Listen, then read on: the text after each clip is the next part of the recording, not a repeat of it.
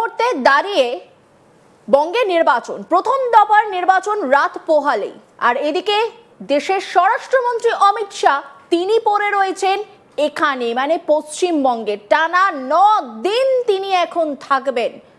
তার কি অন্য কোনো কাজ নেই? এই মুহূর্তে তার পাখের চোখ শুধুমাত্র পশ্চিমবঙ্গ? এটা কিন্তু সব থেকে বড় প্রশ্ন হয়ে দাঁড়াচ্ছে। এবারে কি গেরুয়া ঝড় তুলবেনই পশ্চিমবঙ্গের মাটিতে, বদ্ধপরিকর? ঠিক সেই কারণের জন্যই কি তিনি এই মুহূর্তে পশ্চিমবঙ্গের মাটি কামড়ে পড়ে রয়েছেন?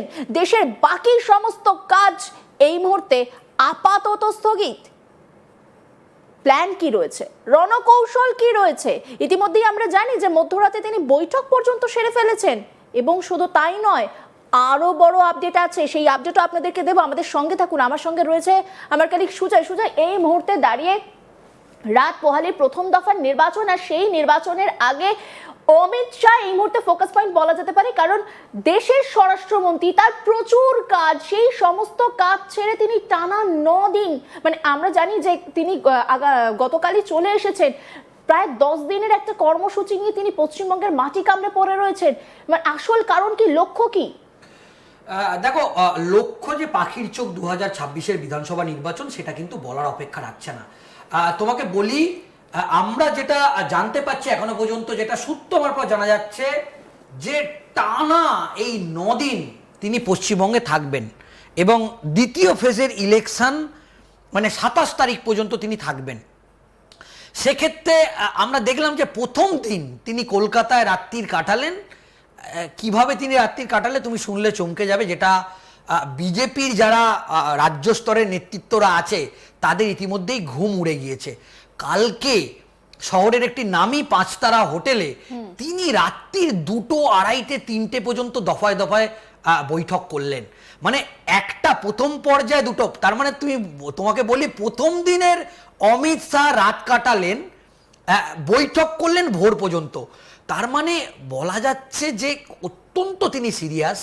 এবং 2026-এর বিধানসভা নির্বাচনের আগে যদি আমরা দেখি যে পশ্চিমবঙ্গের যে সংগঠনটা, সেটা কিন্তু অমিত শাহই তিনি দেখেন মূলত।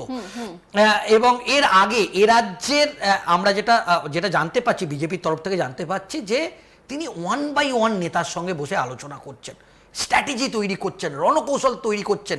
এবং আরেকটা জিনিস এবারে আমরা দেখতে পাচ্ছি, খুব উল্লেখযোগ্য, তিনি কাউকে বিশ্বাস করছেন না। এই যে তিনি নীল নকশা বা যে স্ট্র্যাটেজি তৈরি করছেন, তিনি কি করছেন, এই স্ট্র্যাটেজিতে তিনি 1 by 1 নেতাকে তার সঙ্গে কথা বলছেন, কোনো সাংগঠনিক জেলা সভাপতিকে তিনি ডেকে কথা বলছেন।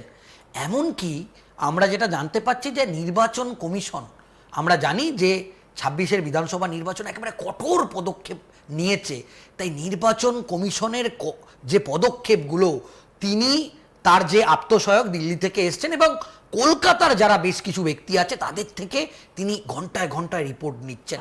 এবং আমরা প্রাথমিকভাবে যেটা জানতে পাচ্ছি, যে 26-এর বিধানসভা নির্বাচনে তিনি প্রধান সেনাপতি, এবং প্রথম দিন তিনি রাত্রি যাপন করলেন, ভোর 3টে পর্যন্ত তিনি মিটিং। একটা বিষয় দেখো, প্রথম দফার নির্বাচন রাত পোহালেই, তার আগে সমস্ত কর্মসূচি শেষ হয়ে গেছে, মানে প্রথম দফার নির্বাচনের যে নিয়মবিধি, সেই নিয়মবিধি শুরু হয়ে গিয়েছে। তারপরে দাঁড়িয়ে তিনি বৈঠক করছেন, এই একদম লাস্ট মুহূর্তে তিনি দলকে ঠিক কি বললেন, এইটা কিন্তু সব থেকে দামি প্রশ্ন এই মুহূর্তে।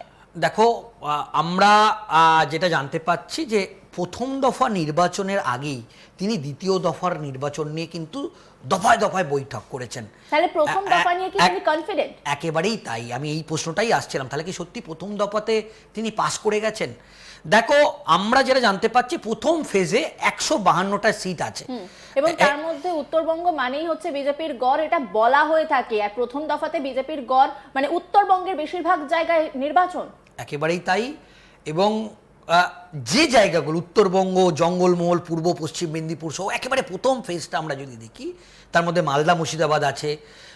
সেখানে যেটা দেখা যাচ্ছে, যে এটা রাজনৈতিক মহলও মনে করছে, এবং বিজেপির একটা বড় অংশ মনে করছে, বিজেপি এই মুহূর্তে চাইছে যে এই প্রথম ফেজের 152টি আসন আছে, তার মধ্যে একটা বড় সংখ্যক আসন তুলে নেওয়া, মানে দ্বিতীয় ফেস পর্যন্ত তারা অপেক্ষা করতে চাইছে না।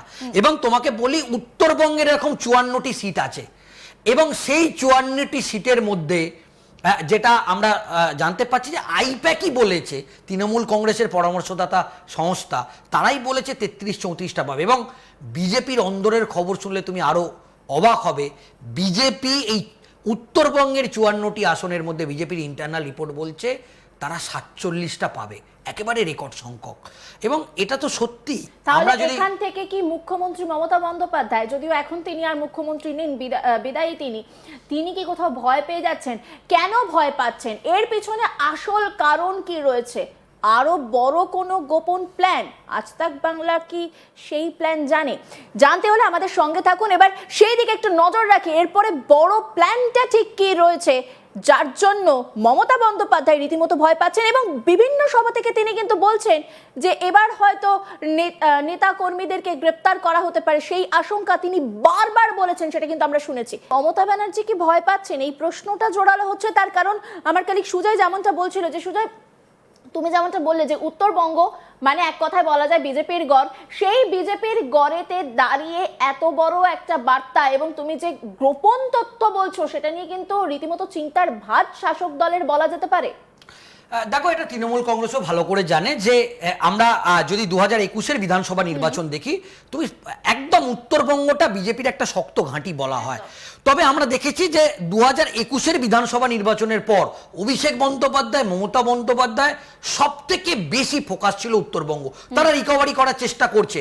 কিন্তু আমরা যেটা দেখলাম যে 2024-এর লোকসভা নির্বাচনে যখন খারাপ ফলাফল করলো, সুচেতা তোমাকে একদম স্পেসিফিক বলছি, আরএসএস পুরো দিল্লির মোহন ভাগবতের নির্দেশে আরএসএস এর একটা বড় টিম তারা কিন্তু তারপর থেকে পড়ে রইল উত্তরবঙ্গে।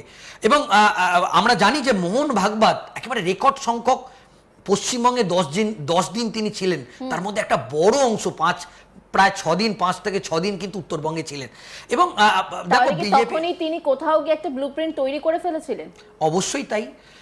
দেখো, বিজেপির যেটা বক্তব্য যে বিজেপির মেন যে রসদ বা মেন যে আসন, ডেডিকেটেড আসন, সেটা কিন্তু উত্তরবঙ্গ থেকেই আসবে। এবং 2021-এর বিধানসভা নির্বাচনেও কিন্তু 34টি আসন পেয়েছিল বিজেপি। 2021-এ যে 77টা পেয়েছিল, দেখো দক্ষিণবঙ্গের হাওড়া, হুগলি, উত্তর 24 পরগনা, দক্ষিণ 24 পরগনা এবং কলকাতার 11টা সিটে কিন্তু 2021-এ বিজেপি ভালো ফল করতে পারে, কলকাতাতে 0। এবং আমরা যদি বলি সেক্ষেত্রে উত্তরবঙ্গটা তারা প্রথম থেকেই কিন্তু ফোকাস করেছিল। এবার আমি তোমাকে একেবারে স্পেসিফিকভাবে বলছি, কেন্দ্রীয় স্বরাষ্ট্রমন্ত্রী অমিত শাহ তিনি কিন্তু উত্তরবঙ্গের নেতাদের একেবারে কলকাতাতে বসে তিনি একেবারে কড়া বার্তা তিনি পাঠিয়ে দিয়েছেন। কি কড়া বার্তা? কড়া বার্তা এটাই যে অন্তত 120টি আসন, মানে 152টির মধ্যে 120টি আসন তুলতে হবে।